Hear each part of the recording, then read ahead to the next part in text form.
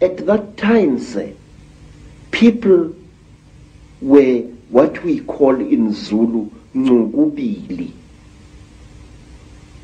A human being was both male and female in one body. And out of the sky, one day, came terrible objects. They were like gigantic bows made of huge gleaming gold. They were shaped like bows without strings, and they were bigger than the biggest mountains. They came out of the sky bringing great noise, black smoke, and fire with them. And out of those huge objects came them. At that time, sir, human beings could not speak. We had no gift of language at that time. And people had, however, great mental power. A man would go into the bush and, using the power of his mind, actually call out an animal which he wanted to hunt and kill for his children. And the animal would appear and kneel down before the man, and the man would kill the animal and take it home. But when the Chitauri arrived in Africa, they told our people that they were gods, and that they were going to give us human beings great gifts on one condition: we had to worship them and accept them as our creators. Some told our people that they were our elder brothers and that this earth had produced them generations ago. And they said they had come back to the green womb of their mother, and that they were going to make us into gods. What they did, they created a very strange pair of caves in the land. They dug 2 caves. In one cave was a green light, in another cave was a red light. And they drove human beings into these caves, and each human being had to choose which cave the human being wanted to go into.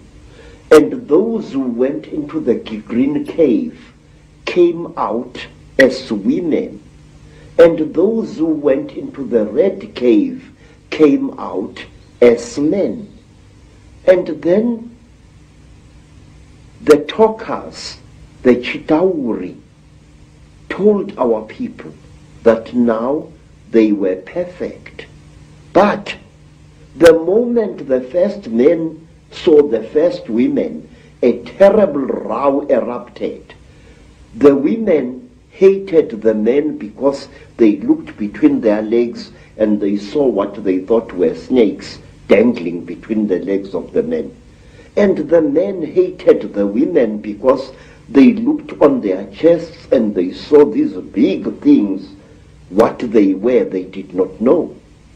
And then the Chitauri laughed. It was to them a very, very big joke. And then the Chitauri said, if you serve us, you wretched little human beings, we are going to make you into gods. And the human beings agreed to serve the Chitauri. And the Chitauri gave human beings a second gift, the gift of language. People started talking with their tongues where they had talked with their minds before.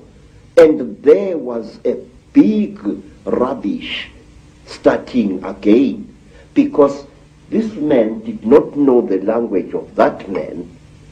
And when this man greeted that man, this man thought that he was being insulted, and saw a lot of murder and culpable homicide started taking place all over the world. When our people were given language, they found to their horror that they had lost much of their mental powers. They had paid a terrible price. But the Chitauri were now the masters of human beings. They made them, the human beings, to go into holes in the ground and to mine metal, gold, copper, tin, all kinds of metal the Chitauri forced our people to mine. And the people were very unhappy because they couldn't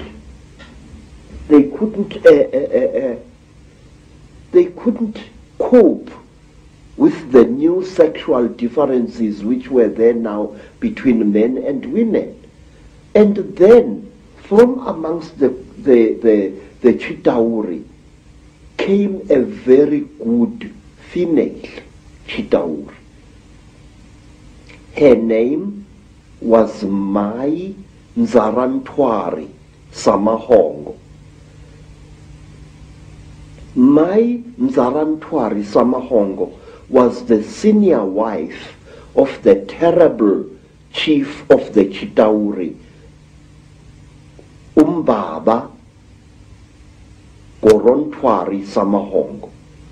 She was sorry for human beings, this great reptile lady. She said to the poor people, "Ow, you are unhappy." And the people said, "Yes, great one. We go into the holes every day, we dig the stones and we bring it to the gods, but we are not happy." And Mai Nzarantwari scratched her scaly chin and began to think and to think. She was terribly ugly. Her eyes were awful, like lights in the darkness. But she had mercy in her heart, and she taught the men and the women how to make love. And she said, "Look, we divided you into males and females. Now this action is going to bring you together."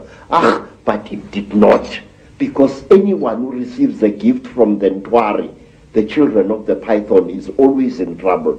What happened was that when one guy slept with his wife, he didn't find her much, so he went to steal another guy's wife, and there was a big remorse, as we say in Afrikaans, starting. So men started stealing each other's wives and each other's girlfriends, and women started stealing each other's husbands, and there was a big nonsense in the land. And King Umbaba, the terrible lord of the Ntwari, the reptile people, said, "Look what you've done, you stupid old woman. Now these people, they are making such a noise. Listen to all that screaming in the bush. They are busy making love there, and our gold is not being dug, and you are responsible for this."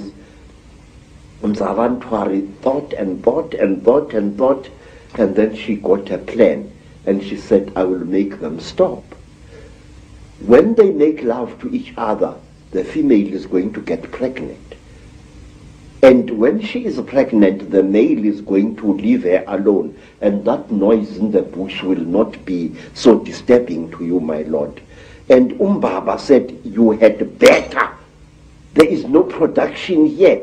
And so all the women in the world was pregnant, and Umbaba was furious with his wife. And so it went on and on, until one day Nzarantwari activated a black hero called Mweru.